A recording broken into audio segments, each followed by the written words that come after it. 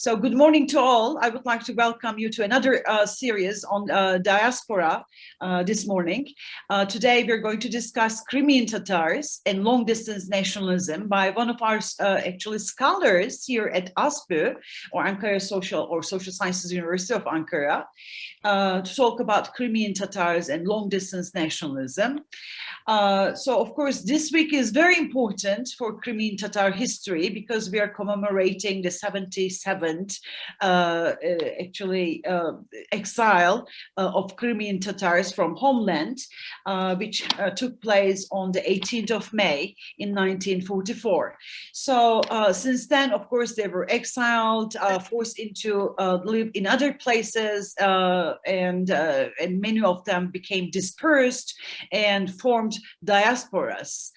So they're not only living in one country, but in all other countries as well. So in a way, they're the definition of classic definition of victim diasporas also at the same time.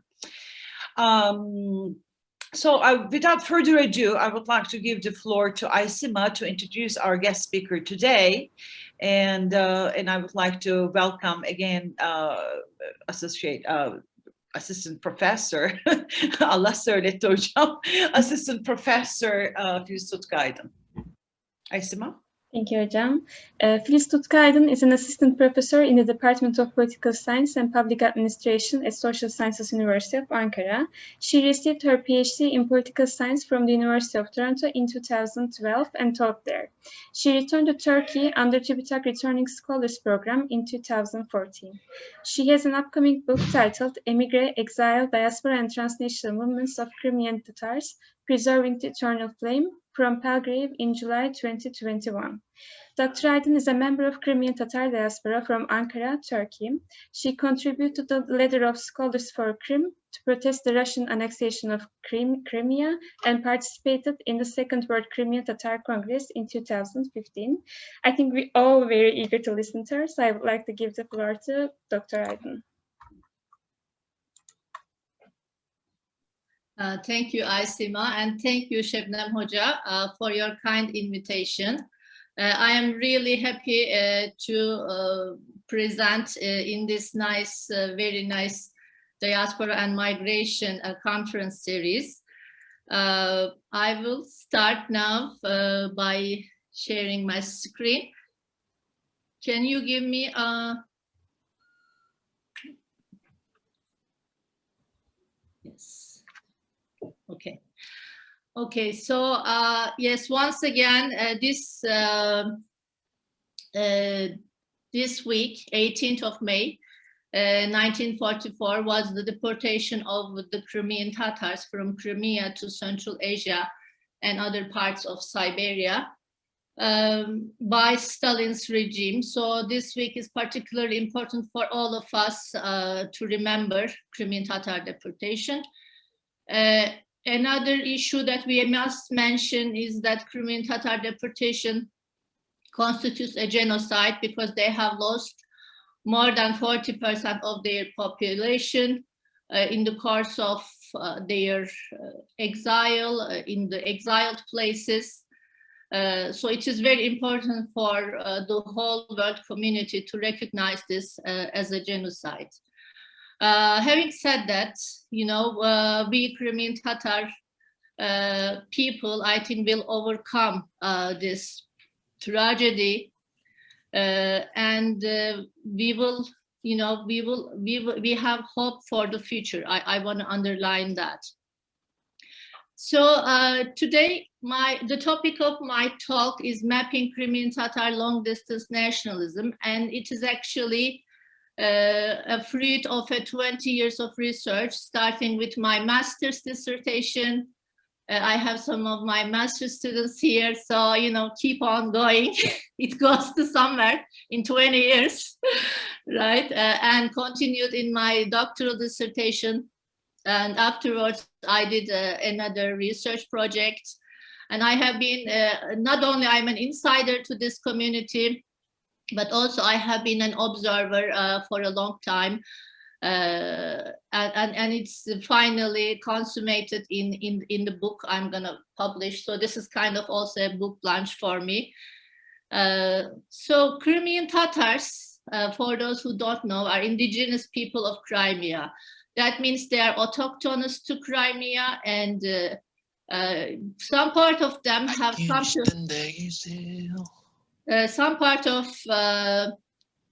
them have come to Crimea in 10th century, but some other part of the population originates from the indigenous people of Crimea, such as, Sarmatians, Cimmerians, Goths, right? So it's kind of an amalgam of different kind of nationalities who ended up in Crimea. So that's why they are called indigenous people, and they also asked for the status of indigenous people to be recognized by the world, right? Only Ukraine recently recognized this status. So this is Crimean Khanate, perhaps you know it from history. So it was actually ruled territories beyond Crimea, right? And my family comes somewhere around here, Kerch region. And after the Russian annexation of Crimea in 1783, the Crimean Tatars began a migration movement that continued almost a century. So today we extrapolate. I mean, as you know, we don't have a way of counting the Crimean Tatars in Turkey because Turkish census doesn't ask for ethnicity, right? But Kemal Karpat says almost 2 million Crimean Tatars entered to the Ottoman Empire throughout 100 years, right? So we can extrapolate that today there are a few millions of Crimean Tatar, people of Crimean Tatar origin in Turkey. In Uzbekistan, as you know, the half of the community have returned Crimea, but another half still remains, so 250,000 there. In Romania, official census says there are 30,000 Crimean Tatars almost, but most Tatars register as Turks, so the community actually guesses there are 50 to 60,000 Tatars. In United States, there's about 7,000. Again, the community members also register as Turks because, because of various reasons. And Bulgaria, same, they can also register as Turks. Also, there's high intermarriage, but we know that there are about 4,000 Tatars in Bulgaria. And there are 270,000 Tatars in Crimea. After they have deported, they return to Crimea. And after the annexation, maybe 10 or 20,000 of them escaped to Ukraine because they feared of persecution, Russian persecution. But we don't yet know the exact numbers because there is no way of determining who is Ukrainian and who is Crimean Tatar from the IDPs in mainland Ukraine. But anyways, there are also small number of Crimean Tatars in Canada, in Germany, in England, in Brazil even, right? And recently also in mainland Ukraine, as I said, there is newly emerging Crimean Tatar exiled groups. But as you see from this numbers, there is a huge disparity, right? A large majority of Crimean Tatars are in Turkey, and there are more Crimean Tatars are living in diaspora than in the homeland, right? So this makes Crimean Tatars a largely diasporic nation, and at some point in history, in 1944, for example, according to Stalin's order, no Tatar was supposed to stay in Crimea, so the Crimean Tatars turned into a wholly diasporic nation, right? And even they remember they forgot a village, so they returned back on the this Arabat Peninsula. So they returned and also deported them 2 days later. So that was the amount of tragedy, and this is the deportation of Crimean Tatars from their homeland, the pictures. And most Crimean Tatars were actually soldiers in the Soviet army fighting against Nazis. So that's why you see a lot of women with children, right? And old women and old men only left in Crimea. So this is a picture painted by Rustam Mehmetov, who is a very renowned Crimean Tatar artist about the deportation. So what attracted my interest to Crimean Tatar diaspora was my personal experience. As a teenager, you know, I was growing up in Polatlı, in my hometown, and you know, the Soviet Union has collapsed, and suddenly a lot of people came to stay our home, right? Our home almost turned into a hotel, and we were really happy to receive these guests. But their, you know, speaking and mannerisms and culture, looks, everything was very different from them. And you know, my parents were telling me, oh, they are Crimean Tatars from the, you know, former Soviet Union, Crimea.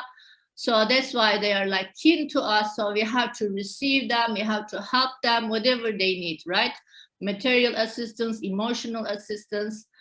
And my father was very active in the Crimean Tatar Association in Polatlı.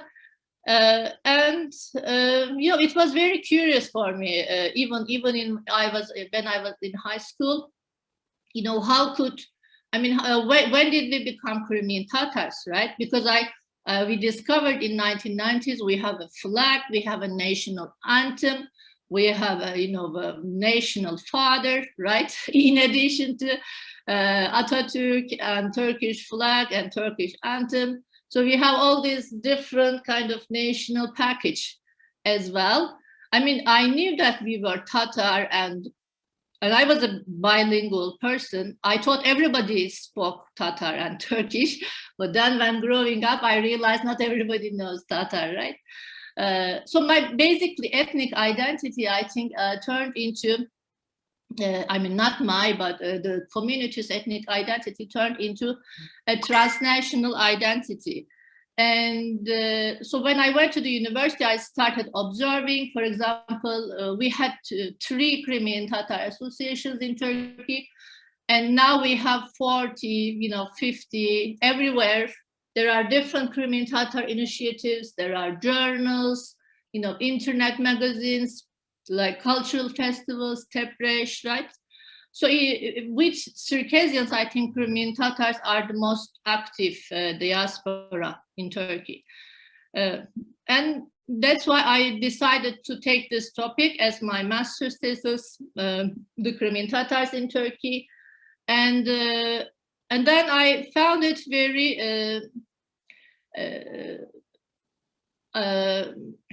very limiting, because the Crimean Tatars in Turkey also had a lot of transnational relations, and I could not trace it if I just, you know, limit myself to Turkey.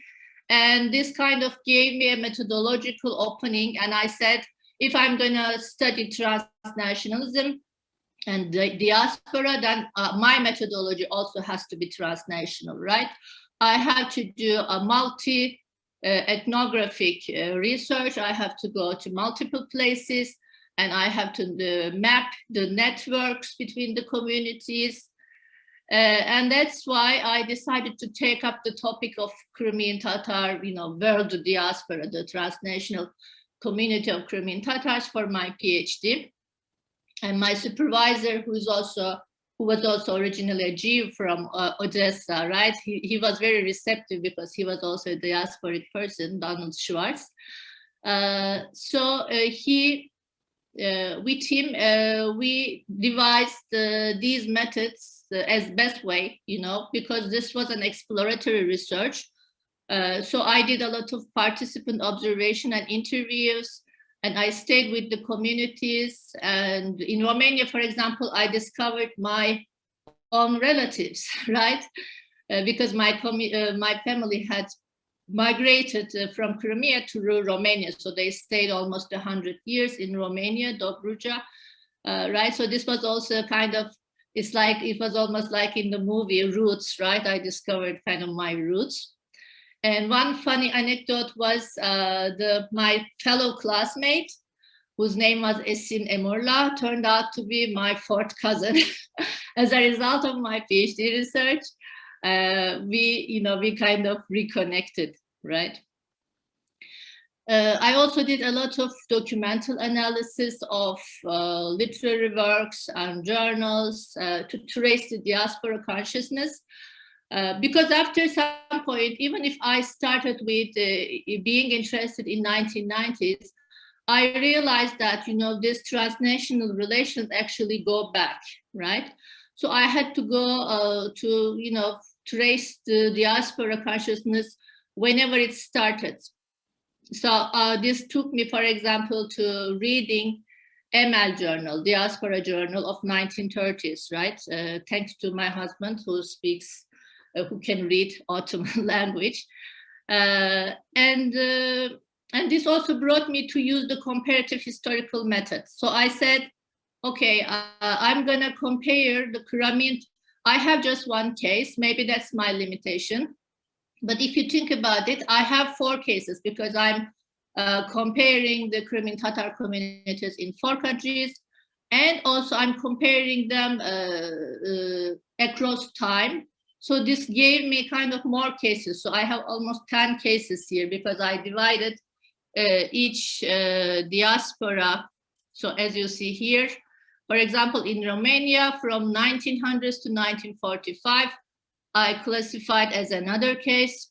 From 1945 to 1989, the communist Romania, that's another case of long distance nationalism. And from 1989 to 2000s, another case. And Turkey, same until pre-war Turkey, post-war Turkey, and post-1983 Turkey constitutes another case.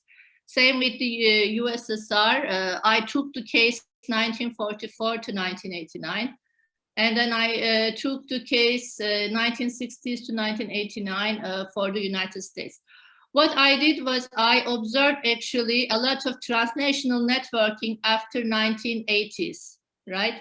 Because of developments in communication technologies, both telephone and later internet, right? And also ease of transportation. So a lot of diaspora began to visit homeland when the Soviet Union collapsed. So these cases kind of helped me to generalize about what prompts mobilization, long distance mobilization, right, of these transnational communities.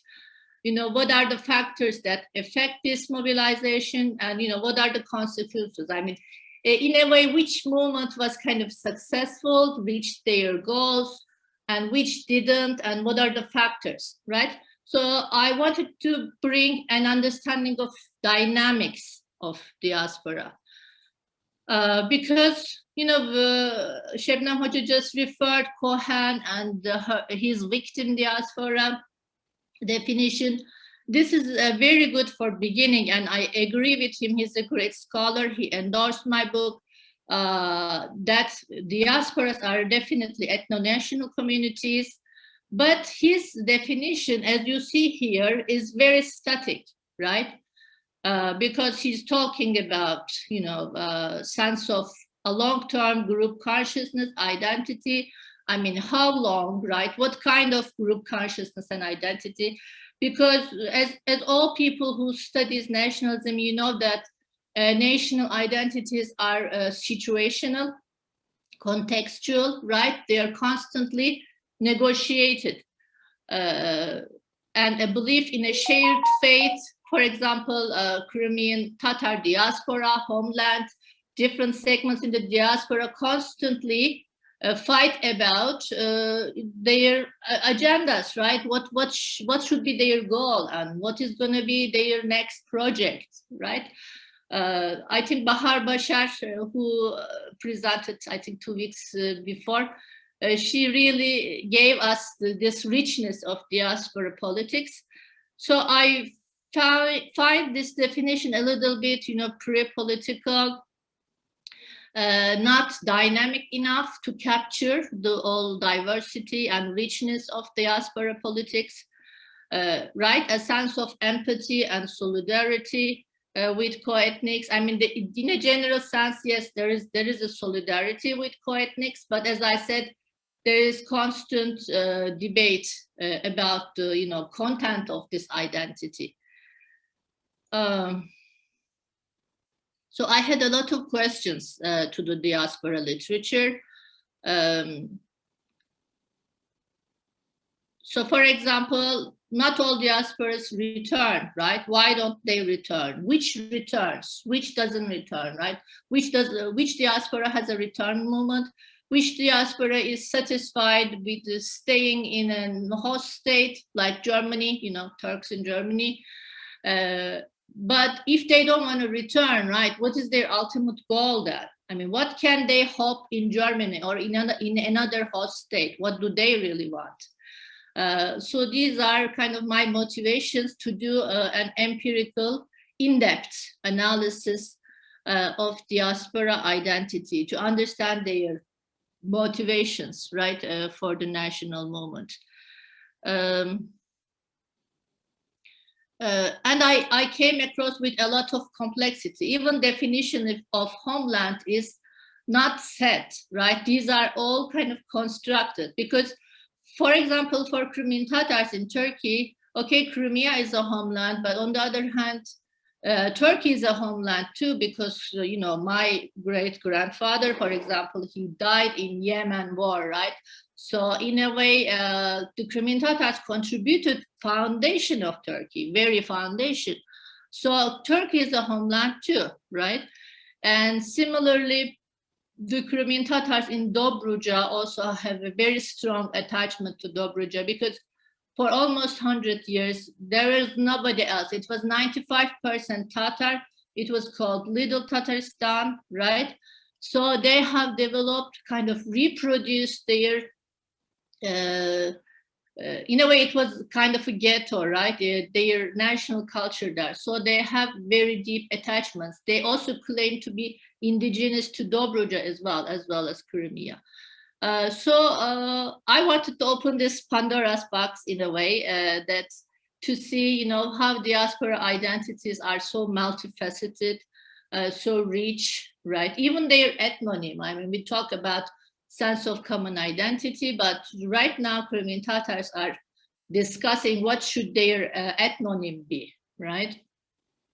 Because the Crimean Tatars in Ukraine, they say maybe we get rid of Tatar because Tatar has a very negative connotation in Russian and Ukrainian historiography, and they want to emphasize their indigeneity more to Crimea and indigenous people of Crimea, rather than Tatars who come from newcomers in a way, although they came in 10th century something. But the Tatar identity is very important for the Crimean Tatars in Turkey and Romania because until recently, we were called Crimean Turks. So we tried hard to get this ethnonym and to be able to say this liberally. And now the homeland, the Crimean Tatars in homeland tell us that, you have to get rid of Tatar too, right? But I understand their position as well. So this is currently negotiated. So and there are different alliances and conflicts between the certain segments in diaspora and certain segments in homeland, and it is constantly changing. So in a way, I wanted to capture this change by doing a kind of a more empirical study. Okay, so that's for my method. And for my approach, diaspora, as I said, is a political phenomenon. I understand, not only because I am a political scientist, but as I said, I think it's very much about power, it's about negotiation, it's about state building, self-determination, and it is also an ethno-national phenomenon. But ethno-national, not in the sense that there are certain, not only in the sense that there are certain myths being reproduced in diaspora, but it is also being reconstructed. These myths are reconstructed, or these identities are constantly redefined, right? So I believe it is very important for us to underline that diaspora is an ethno-national phenomenon. So, for example, there cannot be a women diaspora or Muslim diaspora. Maybe there is Muslim Ummah, but not necessarily like a connected Muslim diaspora, because I think we have to, it could be a Muslim transnational community, but we have to limit, as Brubaker said, as we discussed before in these lectures, we have to limit the definition of the diaspora. And I'm also, in a way, closing the door for the post-national definition of diaspora by saying this. I don't think, you know, unlike Yasemin Soysal and others, I don't think diaspora is a transcendence of ethnicity, ethnic identity, you know, because some people, in a way, connected diaspora with, you know, cosmopolitanism in the literature. And they said, you know, we have to celebrate diaspora. But I think it's now very well understood that diasporas can be very nationalistic, can be very essentialist. So we cannot, I think, we have to understand that diaspora is basically a national phenomenon. So this led me to bring in ethnicity and nationalism literature, which is so, in a way, developed in comparison to diaspora literature to analyze the identity, different dimensions of identity. And when I bring that literature, Cohen has primordialist and ethno-symbolist aspects, right? But he doesn't have a constructivist understanding of diaspora. That's what his definition is missing. So what do I mean when I say diaspora is constructed? So I say, although, you know, people attribute to diaspora, you know, people talk about diasporas like Jewish diaspora, Armenian diaspora, Greek diaspora in the ancient ages, right? That's something else. Basically, diaspora is constructed in the modern period, and especially in the perhaps last 30 years, because now if you do a Google search of diaspora, you can find hundreds of diaspora. Hundreds of communities, they self-identify as diaspora, right? And how do I explain this? Because I believe that diasporas are emic concepts, right? So the more you say you are a diaspora and the journals you publish, you start a movement and you start recruiting people, you have some projects, you keep making this claim, and then you become a diaspora, right? So in a way, diasporas are constructed through mobilization because they don't have any other tools, unlike the territorial nations, which have their state, right? State institutions. They can issue a passport. They have a state television and, you know, a national media and national public education system. Diasporas don't have any of them. So they do it through their social movements. So this brought me, in a way, to social movement literature. In the social movement literature, we basically look at the organizations, movement organizations, and also the ideational constructs. So before we were looking at more ideologies, you know, how do you explain, for example, leftist movements in certain countries in 19th century or Bolshevik revolution, right? People used to look at the ideologies, but ideologies cannot like directly explain the movements because you know, even the Marxist ideology has so many variants. I remember in Turkey, there are 72 variants of Marxist-Leninist, you know, movement. So that means people are actually using that ideology to create frames. So people constantly make meanings. Frames are their meanings they give to their current situation, right? So in the frame, they identify a problem of dispersal in the diaspora frame, but we have frame everywhere. I mean, right now, this is a frame. I mean, I'm speaking, you're listening, and you're waiting for your turn to ask questions. And nobody told you this, but you already know this, right? So the whole society, I'm using here, Şebnem Hoca would know Goffman's theory, right? When we are born into a society full of frames. So diaspora is also a frame as well. And in diaspora, we have the diaspora community, or the elites of that community. They identify a problem. Generally, this is about dispersal, scattering, deportation, genocide, right? And then you have to show some perpetrators of this dispersal. It could be, you know, Russia, it could be Stalin, right, in this case. And then you find a solution.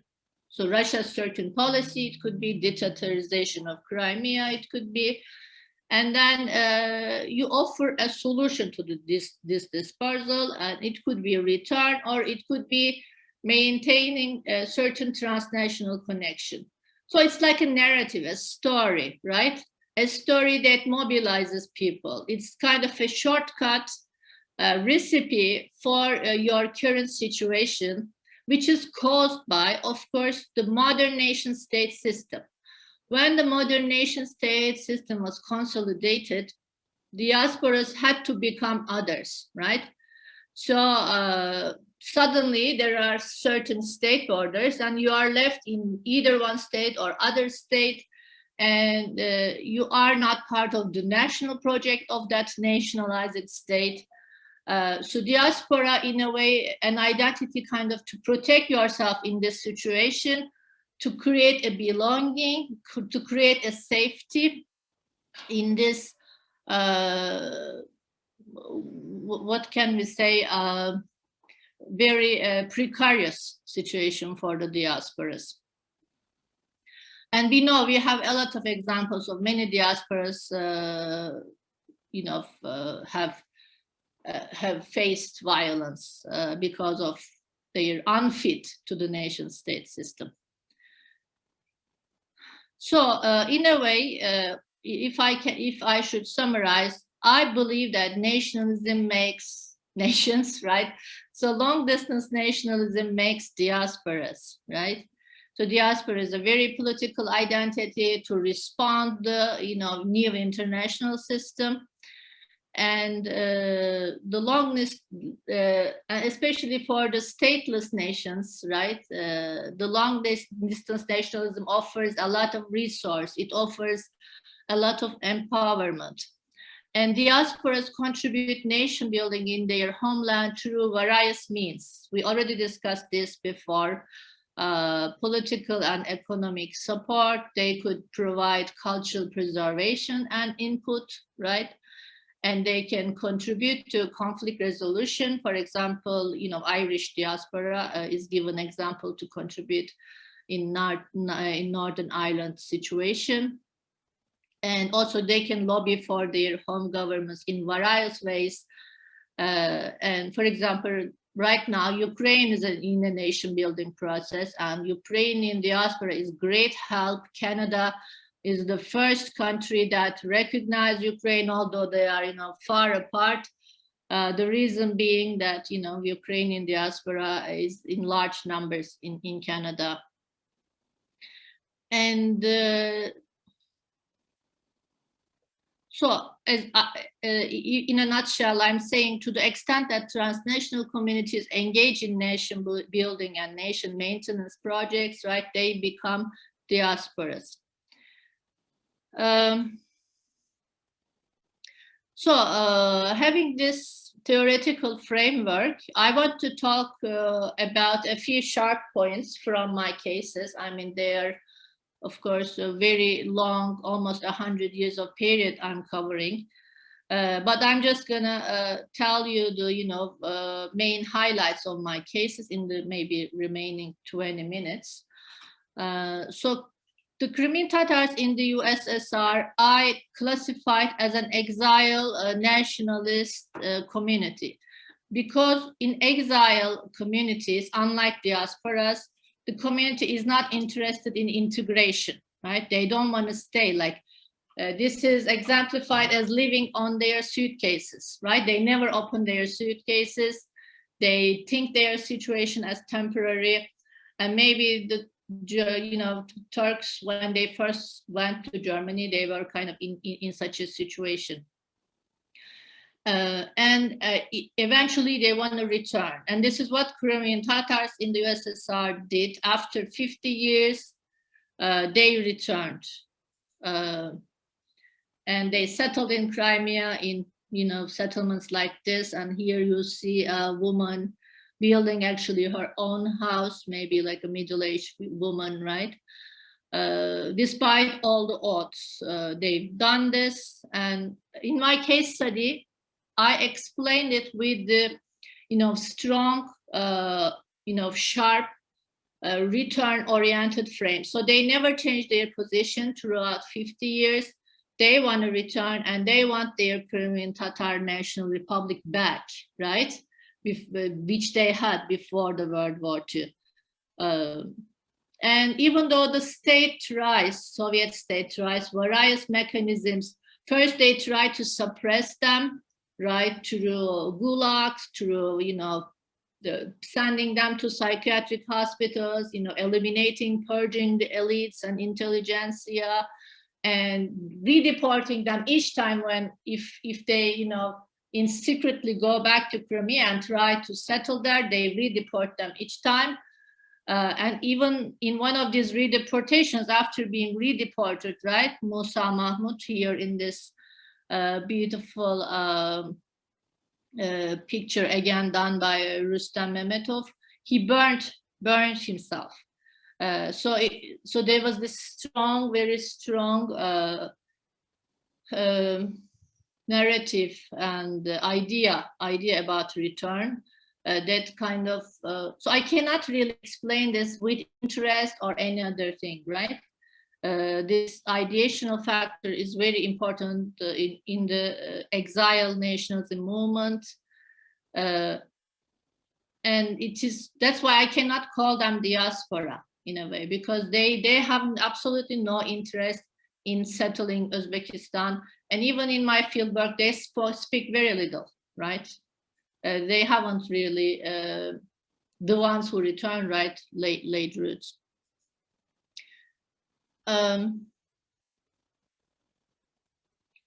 Okay, so when we come to the Crimean Tatars in Romania, they actually had a period of exile nationalism as well. So in the interwar period, there were three options for the Crimean Tatars left in Romania, right? Either return Turkey, which Turkey really wanted because Turkey wanted to increase its Muslim population, or stay in Romania and try to integrate. But Romania at that period was not really democratic, right? So there was some inequality problems there. And the Crimean Tatar nationalists, exile nationalists at that period, they put another option on the table, which I see very artificial, right? Go back to Crimea. So if it wasn't for this nationalists, there wouldn't be such an option on the table. So here, for example, I quote from, I think Mehmet Niyazi, the person in the picture, is the first one who brought up this diaspora consciousness.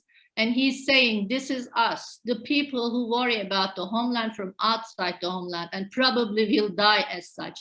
Why don't we return to Green Island today? Are our hands and feet tied? He was a very strong poet. I cannot do justice in translating English, but that's the kind of gist of his thought. So he wrote this in 1917, like he went to Crimea himself twice, and he participated in the Crimean Tatar, liberation movement there. And he was a young Turk, like he was educated in Istanbul. He was born in Romania, in Dobruja, in the Ottoman Empire. So this really surprised me. He's coming up with this diaspora consciousness. But he was just one person, and he didn't kind of institutionalize his thought. But after him, like his students, he was also a teacher, being inspired by him. They started this Emel journal, which still continues today, thanks to Özgür Karahan, and also Dobruja, cultural unions with some organization. And the main organizator or organizationist of Crimean Tatar diaspora was Müstecip Ülküsal here. And here himself, you can see he's born around 1900s, right? And he moved to Crimea in 1917 to take part in the national movement. And then because of the famine in Crimea, there was a horrible famine in which, thousands died. He came to Turkey, actually to Polatlı, one of the villages of Polat, because he had relatives there. But Polatlı was at that time was under Greek, of course, invasion. And he had difficulty, right? So he moved back to Romania in 1922 and actually got a law degree from Bucharest Law School. So at that time, the Crimean Tatar community in Romania was slowly integrating. They were getting education from the Romanian institutions. And then he went to Pazarcık. At that time, it was a part of Romania, but today it's a part of Bulgaria, of course. It's called Dobric, right? And he published this journal, Emel. I'm just telling you all this story to show how transnational he was, right? So he was just one example. Many other, Crimean Tatar intellectuals, they actually lived life between Ottoman Empire. We can actually say that for all the Turco-Muslim emigrants from Russian Empire, right? Even the idea of Turkish nationalism has come from the Russian Empire to rule Pan-Turkism, because they developed Pan-Turkism as a response to Pan-Slavism, and then it was in a way transplanted to Turkey.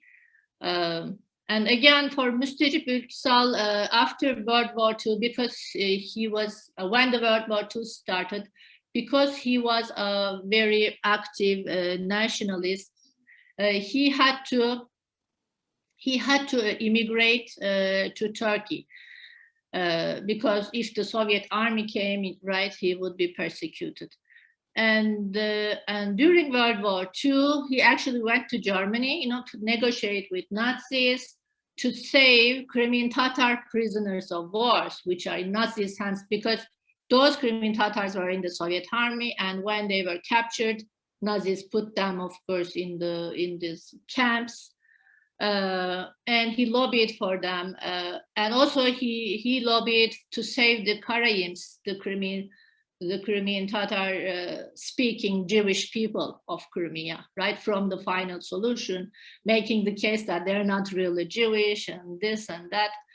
And then he came back to Turkey in 1950s, and in 1960 he republished Emel. So this is just one example, but most Crimean Tatars. So I came across a lot of transnationalism in history as well. So this made me to trace all of them. I even discovered they wanted to, as I said, they wanted to return to Crimea. I discovered many Ottoman-born Crimean Tatar teachers and intellectuals actually went to Crimea.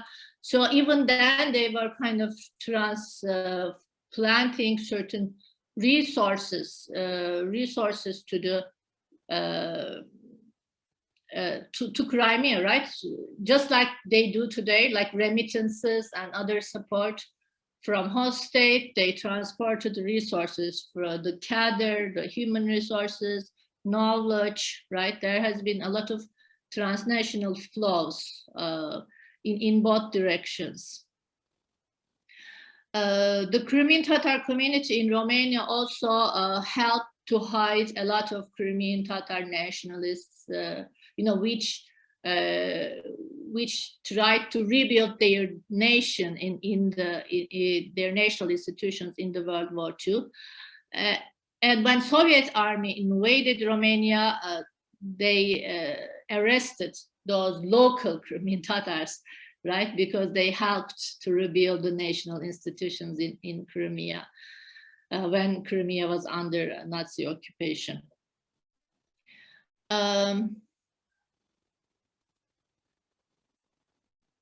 Okay, so when I come to Turkey, I don't see an exile nationalism. The Crimean Tatars in Turkey are better integrated in Turkey than they are in Romania, right? In Romania, they were more or less more isolated from the Romanian population. And here, we can see the Crimean Tatar leader, even the Crimean Tatar liberation movement in 1917, it was cooked in Istanbul, right? It was prepared in Istanbul, its organization, and it was transplanted into Crimea in 1917. So there has been a very strong emigre movement, but you know, Turkey stayed in the single party era. They didn't permit any civil society activism. So even Emel was banned from entering Turkey, right? And, you know, Atatürk's famous position, we have to, you know, we shouldn't get into Enver Pasha's adventurism of trying to help other, you know, Turkic states beyond our borders, right? It's enough for us if we can settle in the borders of Misak Milli, right? So a lot of immigrants were kind of marginalized, although they lived in Turkey, right? They could not lobby very effectively. But what diasporas do is they just move to another place where the grass is greener. So they went to Europe, they went to Paris, they went to Poland, and all the anti-Soviet nationalities there, they formed a Promethean League. So that's another thing I wanted to emphasize, that they can always, you know, they have incredible mobility in terms of creating resources. So I think I have 4 more minutes left, so I cannot go all my slides. But what I want to say is, basically, I developed a long-distance nationalism typology. So it is here the exile nationalism that wants to return-oriented. And diaspora nationalism is wants to integrate in the host state while maintaining transnational ties, because it is important for them to, you know, nurture this kind of belonging to homeland. And in a way, I don't see transnationalism and integration juxtaposing each other, right? So you can have transnational ties and you can integrate as well. So I don't really agree with Angela Merkel here. And in a way also, you cannot ask people to cut their transnational ties, especially after internet, right? And immigrant nationalism was reserved to more like an early 20th century era, where, you know, most host states are not democratic. So immigrant nationalists, they don't want to really mobilize the people, you know. So can you imagine Crimean Tatars mobilizing people in Eskişehir in 1930s, right? The state wouldn't let this, right? Because the state is in another project of building the Turkish nation. So immigrant nationalism is more like a fit to a certain historical era. But even today, we can see some, for example, Armenians, Jewish lobby is very effective in doing this kind of backdoor diplomacy without having a lot of, representation from their population. And finally, my claim is that now Crimean Tatars are turning into passing into a new stage of building Crimean Tatar a transnational nation.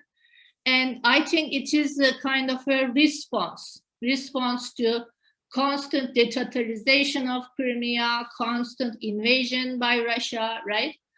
And Crimean Tatars are saying, whatever you do, you can take Crimea back, but you cannot destroy our culture, and you cannot kind of kill the Crimea in our heart, right? This doesn't mean we stopped fighting to get Crimea back, but we can devise, in a way, new resources, new institutions by utilizing new opportunities that comes with technology, right?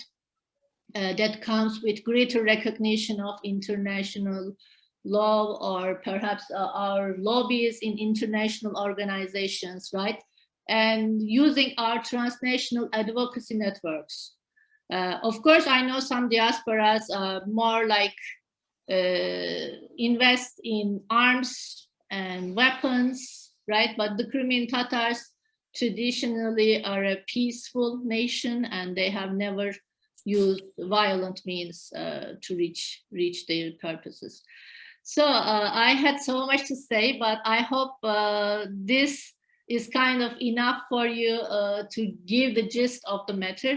And if you have questions, I'm happy to answer. Thank you, Filiz Hocam. That was most interesting, actually. And interestingly enough, of course, we know that many Crimean Tatars came to Turkey, and they really established like in Polatlı or Eskişehir, right? And they keep their traditions alive, like, so, Yes. the çibrek, and for example, Tatar mentioned, actually. And it actually, so you brought also cultural things, actually, to Turkey and enrich Turkey by that, by this migration. Thank you. And so thank you for your speech again. And this is really interesting because you make, theoretical contribution, actually, to the existing literature. And we are really looking forward to reading your book, which is going to be out soon.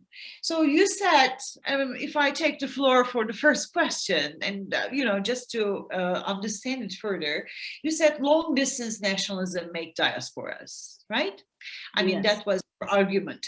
And this is interesting because it doesn't only make stateless diasporas, but I think even for the, state diasporas, I think that's really the case. I mean, we have many examples. Look at Turkey's stance, for example, towards the diaspora. Now it's a new term. Before it was a no-no term, using diaspora with the Turkish immigrant population, especially in Europe, because of the Greek diaspora and Armenian diaspora, and negative connotations that brought with it. Anyway, so differences, I would like to ask you, what are the differences, and how are these differences pronounced among the Crimean Tatar diasporas? Since, many of them live in Turkey, but they're also, living in other regions, etc. You said that they're very transnational per se, but obviously, since this is an ethno-national community, this Crimean Tatars, right? A diaspora. And we know that living in different host countries also determine their belonging, cultural identity, the way they look at the Crimean Tatar the communities. So how are these differences pronounced actually in the diaspora, and how do they position themselves then towards others living in different countries? That's one question. And in Turkey, actually, coming back here, in Turkey, do they establish, can you say that the Crimean Tatars, do they establish a voting bloc, and why? And then another question, perhaps, that considering maybe, again, looking at the future, but the current situation, like especially considering the situation in Crimea today. So how would you analyze the diaspora homeland relations in the near future? Thank you. Mm-hmm. Okay. Yes, really very good questions about the really heart of the matter. If I start with the last one, diaspora homeland connections. As I said, now Crimean Tatars are in the transnational stage, right? In a way of their nation building. So they have this World Crimean Tatar Congress. Already the second one is convened after the Russian occupation of Crimea. So in this one, what I found interesting is before diaspora always deferred to the homeland.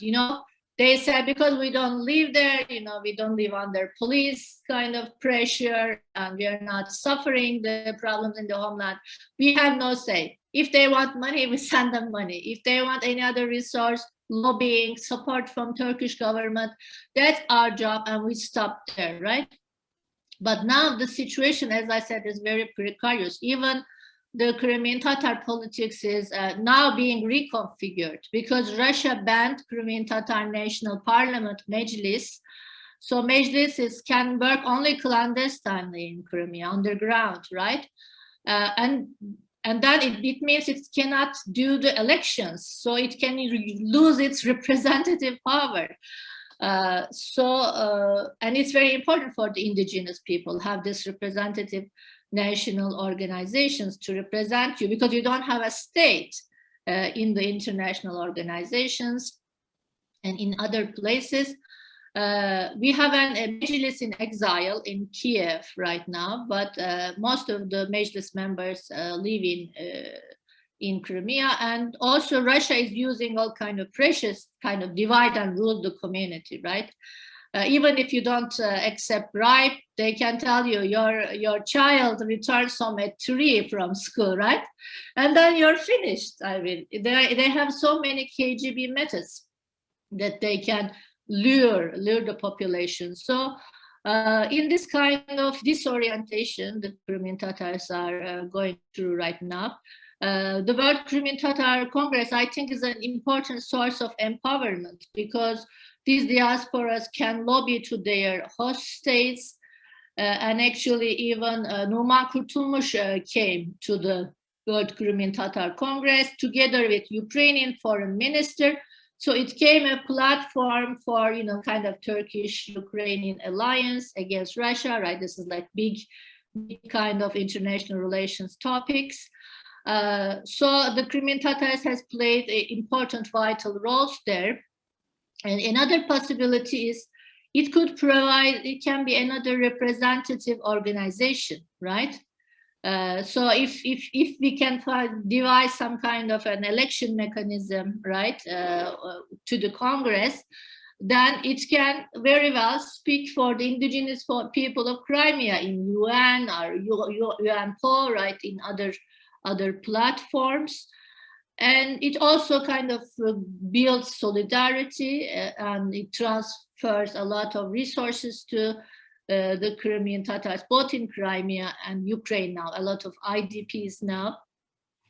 And also it involves a lot of human resources and people like me, right, doing a lot of research on Crimea, because right now even Crimean Tatar library is taken by Russia, archives are taken.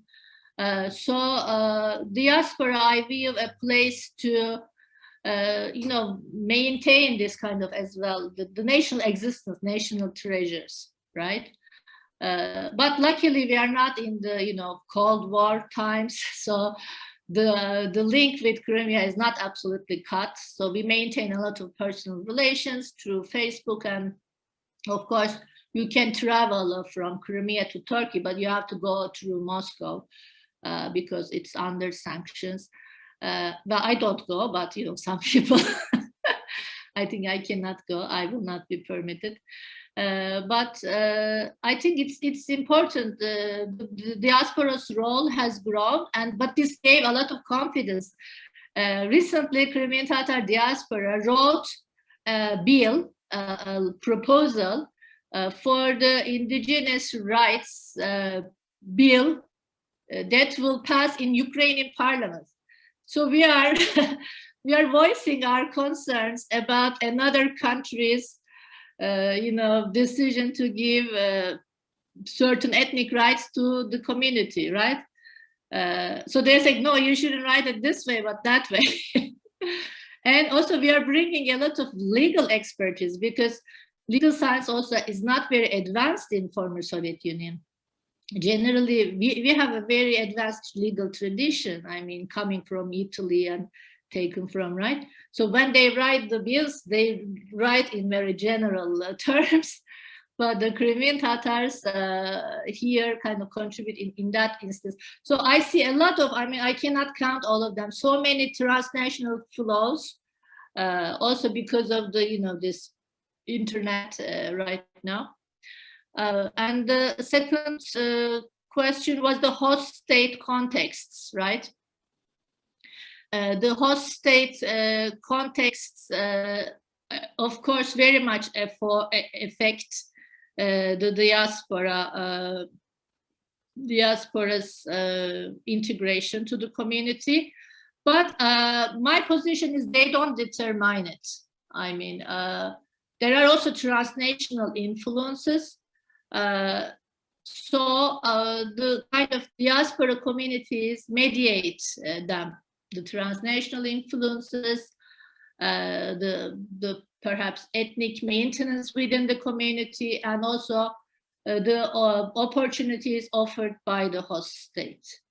And sometimes even suppression can be a good way to strengthen. You never know. I mean, the host state influence is not very straightforward. But for example, I can give an interesting example. Romania always preferred Tatars over Turks, because it thought that state policy was maybe I can integrate them better if I kind of divide them. Right, and if there is a position like a mufti position, it always goes to Tatars, right? So kind of, and this actually was successful in dividing these communities as well, and also strengthened maybe unintended consequence, right, of Tatar identity very much. So as I said, it's not straightforward. You have to look at the historical context. But Bulgaria discriminated everybody, not privileging Tatars, Turks, or Pomaks. Discriminated all of them, as deported all of them. And there you see Crimean Tatars and Turks. Also, the numbers of Crimean Tatars are much, much smaller in Bulgaria. But for example, they intermarry very highly, and they have more kind of a hybrid Turkish Tatar identity. So you are absolutely right. Host states influence the diaspora identity, but as I said, it is mediated by the kind of transnational influences. For example, in 1990s, with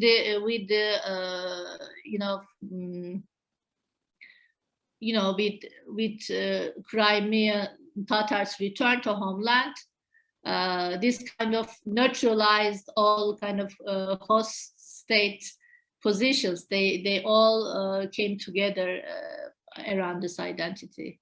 You had another question?